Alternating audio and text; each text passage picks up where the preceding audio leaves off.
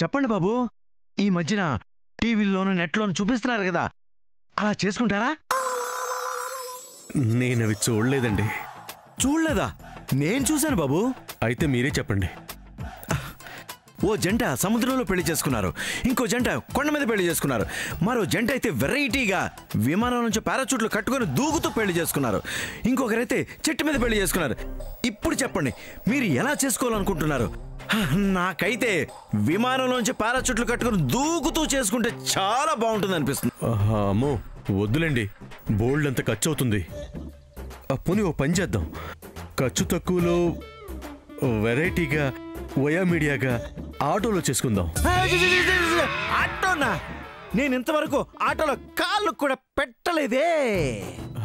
అంటే మీరు ఖర్చు అయిపోతారేమోనని. ఖర్చు గురించి మీరేమో ఆలోచించకండి బాబు, ఎన్ని కోట్లైనా అలా వెదజల్లుతాను, నో ప్రాబ్లం.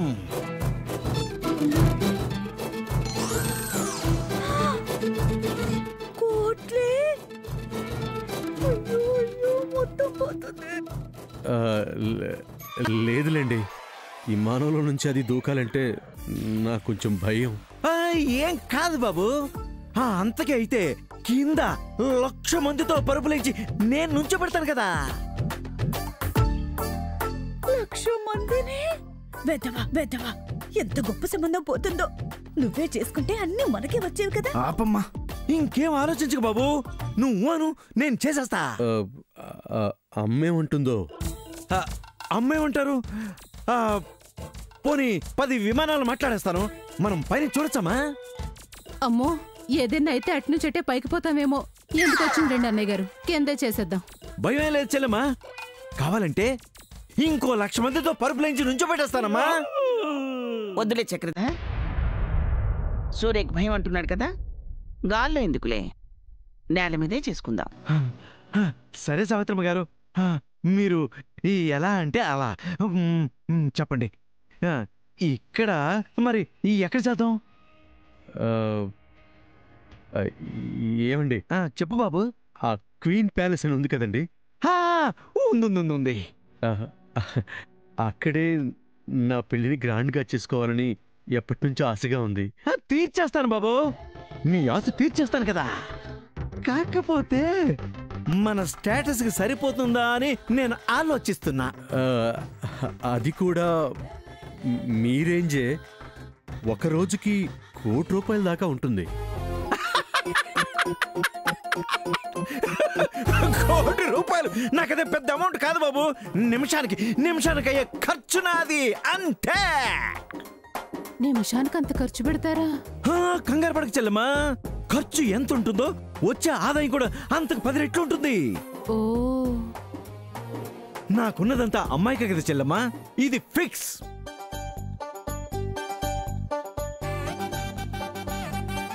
ఇంతకీ ఎంతుందేంటి? నేను ఫ్రీగా ఉన్నప్పుడు పిలుస్తాను, వచ్చి లెక్క పెట్టుకుందిరి గాని. మాక్సిమం 2 years మేము కాదు అనుకుని నా దగ్గరికి రండి.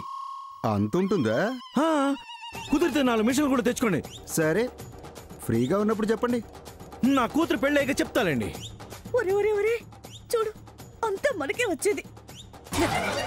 అమ్మా అయ్యో. అది బాబు, మీరు ఆ ప్యాలెస్ లో పెళ్లి చేసుకోలే అంతే కదా, ఇక ఆ విషయం మీరు మర్చిపోండి. షాక్ అవ్వకండి బాబు, మర్చిపోతున్నది మీ కోరికను కాదు, అది తీరిపోతుంది కదా, ఇంకెందుకు దాన్ని గుర్తు పెట్టుకోవడం అని ఆ విషయాన్ని మర్చిపోమంటున్నాను అంతే. ఓ సావిత్రమ్మ గారు, ఇంకా ఏం కావాలి చెప్పండి. అవేవి వద్దులే చక్రధర్. మీరు అలా అంటే నేను ఒప్పుకోను. మీరు అడగాల్సిందే, నేను ఇవ్వాల్సిందే. ఒక్కగానొక్క కూతురు, ఉన్న కోట్లనే నా బేబీకే కదా, పెళ్లి కాకపోతే ఇంకెప్పుడు ఖర్చు పెడతానండి? సరే, మీరు అడగరని నాకు అర్థమైపోతుంది, కానీ నేనే 1,00,000 తులాల బంగారంతో పాటు 100 కోట్లు ఇచ్చేస్తాను.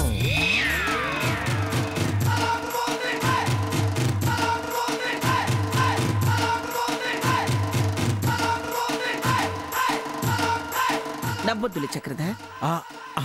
పోనీ బంగారం తీసుకోండి, కాదనకండి, ప్లీజ్. సరే అన్నయ్య గారు, మీ ఇష్టం. నాకు ఇంకా ఇష్టంగా చాలా ఇవ్వాలని ఉన్నాయి చెల్లమ్మా. నా అల్లుడికి ప్రపంచంలో కాస్ట్లీగా ఉన్న 2 కార్లు ఇచ్చేయాలని ఉందమ్మా. కార్లు ఉన్నాయి కదండి. ఓ మూల పడి ఉంటాయి బాబు, తీసుకో. చాలు చక్రధర్. చాలంటారా? అయితే చాలు. నాకు ఇంకా చాలా ఇవ్వాలనుంది. ఈ సమయానికి ఏమీ గుర్తు రావటం లేదే. గుర్తుకొచ్చినప్పుడు ఇద్దరులేండి అన్నయ్య గారు. ఇప్పుడు కంగారేముంది? అప్పుడే అయిపోలేదు కదా. మరే ఇస్తాను చెల్లమ్మా, ఇస్తాను. బాబు, అసలు విషయం మర్చిపోయాను. ఏంటండి? మీ కోరిక ప్రకారం పెళ్లి ఆ ప్యాలెస్ లో గ్రాండ్ గా చేస్తాం. ఓకే. మరి పెళ్లికి సెలబ్రిటీస్ ఎవరైనా కావాలా? నేనేమీ అనుకోలేదండి. అనుకో బాబు, అనుకో. తెలుగు నటులు కావాలా? ఇల్ల తమిళనాడు వేణుమా? ఫిర్ హిందీ యాక్టర్స్ చాయే? లేకపోతే సౌత్ ఇండియా, నార్త్ ఇండియా మొత్తం కలిపి టోటల్ గా హోల్ ఇండియా యాక్టర్స్ దింపేమంటావా చెప్పు బాబు. అంటే వాళ్ళంతా ఊరికే రారేమో కదండి. కోట్లు గుమ్మరిస్తే వాళ్ళే వస్తారు. కోట్లు పోతున్నాయి, కార్లు పోతున్నాయి. ఊరుకోమ్మా. ఏంటి ఊరుకో? చెప్పు బాబు. సరే అండి, మీరు ఆశపడుతున్నారు కదా, అందరిని పిలవండి. ఓకే బాబు. నా కొడుకు ఎంత అదృష్టవంతుడో, వద్దన్నా ఇచ్చే మావే దొరికాడు. కాలం కలిసి వచ్చినప్పుడు పట్టుకున్న దరిద్రాలు పోతాయి జయంతి.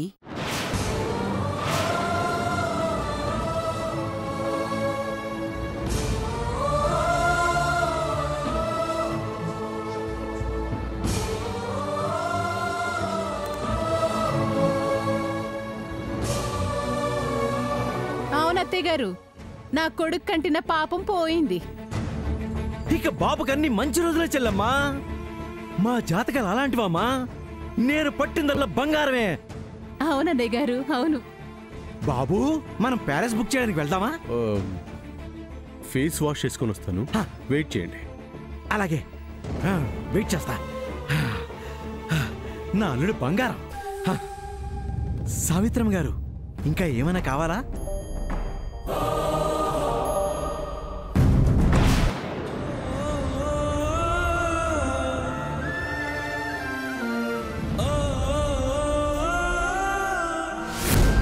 నా కొడుకు ఎంత అదృష్టవంతుడో, వద్దన్నా ఇచ్చే మావే దొరికాడు. కాలం కలిసి వచ్చినప్పుడు పట్టుకున్న దరిద్రాలు పోతాయి జయంతి.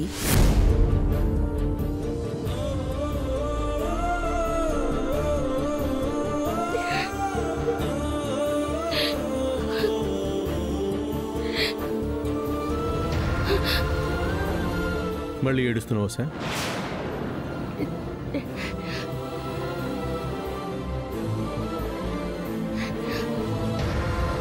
నేనేం ఏడవడం లేదు.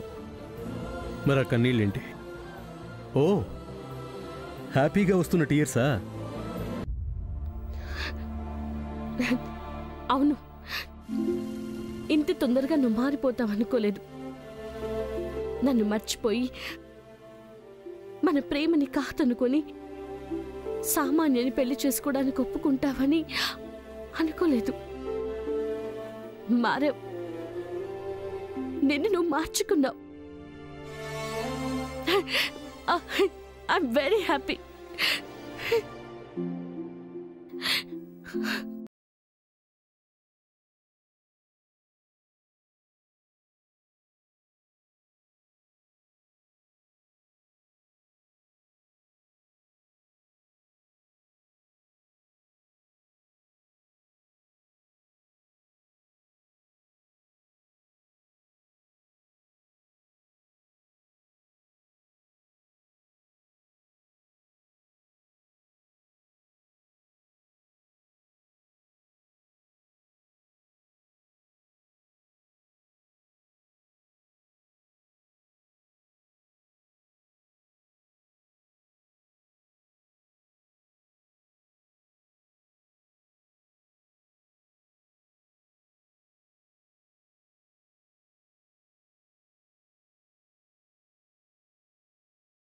బాబైనా ఎవరైనా స్వార్థంతోనే ముందుకు వెళ్తున్నారు.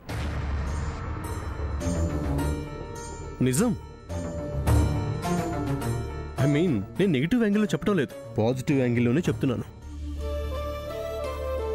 మా అమ్మని చూడు, నువ్వు హాస్పిటల్లో ఉండి నేను జైల్లో ఉండి నీకు డబ్బు కట్టాల్సి వస్తే సామాన్యుని పెళ్లి చేసుకుంటేనే డబ్బు కడతాను అని తన స్వార్థంతో నన్ను పెళ్లి కుప్పించింది. నేనేమో నిన్ను బతికించుకోవాలనే స్వార్థంతో ఈ పెళ్లికి రెడీ అయిపోయాను. నాయనమ్మ నిన్ను వదిలించుకోవాలనే స్వార్థంతో మీ అమ్మని బతికించుకోవాలన్న నీ కోరికను అడ్డు పెట్టుకుని నువ్వు ఈ పెళ్లికి ఒప్పుకునేలా చేసింది. నువ్వు మీ మామ కోరిక తెచ్చాలనే స్వార్థంతో నన్ను మర్చిపోయావు. ఇక సామాన్య అంటావా? దానికి ఒక్కటే స్వార్థం, నన్ను పెళ్లి చేసుకోవాలని. దాని స్వార్థ ఫలితమే ఇదంతా. అంత స్వార్థం నిస్వార్థంగా సాగిపోతుంది. ఇందులో ఎవరిని అంటానికి లేదు. ఎవరి అవసరాలు వారివి, ఎవరి కోరికలు వారివి.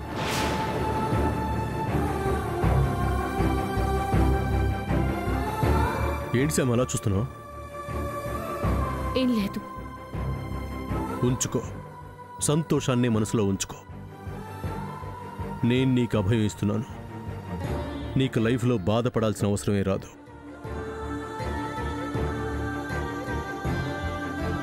అవును, రాదు. రాదు అని అంత బాధగా చెప్తావే? నవ్వుతూ చెప్పు శామ్. నీ మనసులో బాధ ఉంది శామ్.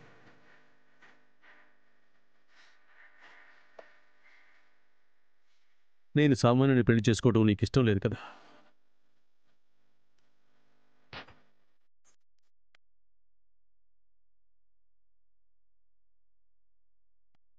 మళ్ళీ టాపిక్ స్టార్టింగ్ పాయింట్కి తీసుకురావడం చూడకు. సామాన్యుని పెళ్లి చేసుకోవడానికి ఒప్పుకున్నావు, ఆ మాట మీదే ఉండు. అంతేగాని ట్విస్ట్లేవి చెప్పొద్దంటావా? ట్విస్ట్ ఏంటి? ఏం చేస్తున్నావు? నువ్వేమైనా చేసావో అమ్మమ్మకి చెప్పేస్తాను, జాగ్రత్త. అసలే టైం బాలేదు. మళ్ళీ ఏమైనా అయిందంటే అమ్మమ్మ అమెరికా రాదు, మామ్ చివరి కోరిక తీరదు. ఇంత కష్టపడి వేస్ట్ అయిపోతుంది. వదిలేసా, నువ్వేం కంగారు పడకు. నువ్వేం చేయడం లేదుగా. చెబితే చెడగొడతావని తెలిసి ఎందుకు చెప్తాను? చెప్పను, చేసేస్తాను. నిన్నే అడిగేది. నువ్వేం చేయడం లేదు కదా. నువ్వు చెప్పింది చేస్తున్నాను సార్, చూస్తున్నావు కదా. నా మీద నీకు బాగా అపనమ్మకం కలిగింది. కాస్త నమ్మకం పెట్టుకో. నేను నమ్మకంగానే ఉంటాను. ఇందాక చూసావుగా మా మామయ్యతో ఎలా ఎంత మంచిగా మాట్లాడాను. చేతలు కూడా మంచి దారిలోనే ఉంటాయి. పెళ్ళి అవుతుంది, మనం అమెరికా వెళ్తాం. మా అత్త కోరిక తీరుతుంది, మనం తీరుస్తాం.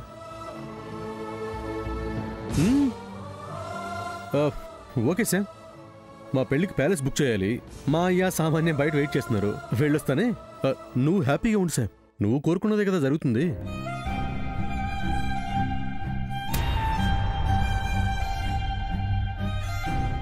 నువ్వు కోరుకున్నదే జరుగుతుంది.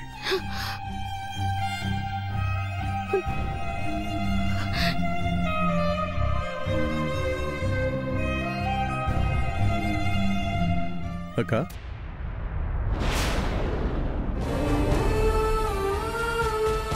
ఏంటి సూర్య ఇదంతా? ఏంటక్క అంతా క్లారిటీగానే ఉంది కదా?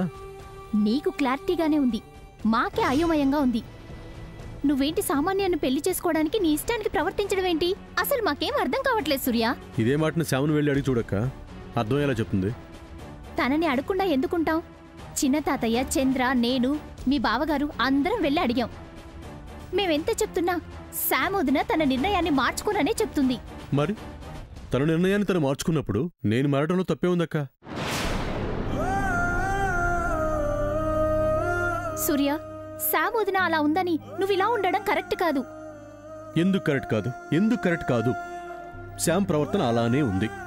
ఏ ఇష్యూ జరిగినా నన్ను వద్దు అనుకోవడానికే సిద్ధపడిపోతుంది. ఎంత కన్విన్స్ చేసినా వినడం లేదు. ఆ విషయం మీకు కూడా తెలుసు.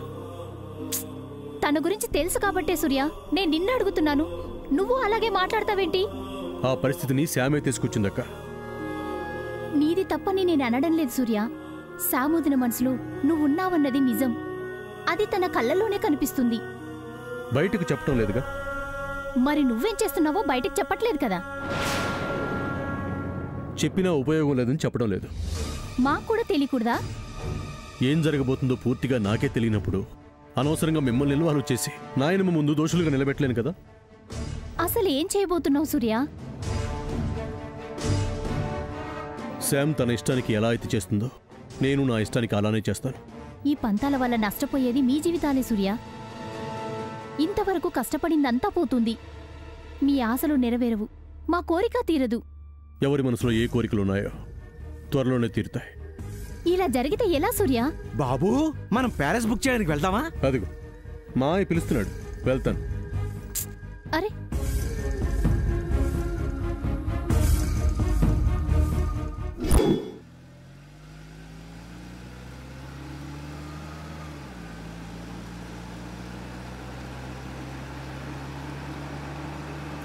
ఎంత సంతోషపడుతున్నారు. పదండి పదండి, ఇంకెంతసేపు ఉంటుంది? ఇంకాసేపట్లో ఈ ఆనందం ఆనందరావు రూపంలో ఆవిరైపోదు. ఏంటి సూర్య థింక్ చేస్తున్నావు? దేని గురించి? ఇంక దేని గురించి సామాన్య? నీ గురించి, మాయ గురించి. బాబు సూర్య, నువ్వు నోరారా మావయ్య అని పిలుస్తుంటే సంతోషంతో నా ఒళ్ళు పులకరించిపోతుంది. నాకు పిలవాలనిపిస్తుంది అల్లుడు అని. మీరు మీ నోటితో నన్ను అల్లుడు అని పిలుస్తుంటే నా కాలి బొటన వేలు దగ్గర నుంచి నా తల వెంట్రుక దాకా ఆనందంతో నన్ను ఊపేస్తుంది మాయ్యా. చాలు అల్లుడు, చాలు. ఈ ఆప్యాయత నీలో ఉంటే చాలు. అయ్యో, ఎందుకుండదు మావయ్య? ఏ రబ్బర్తో చెరిపేసినా చెరగకుండా చిరస్థాయిగా ఉంటుంది. ముద్దొస్తున్నావు అల్లుడు.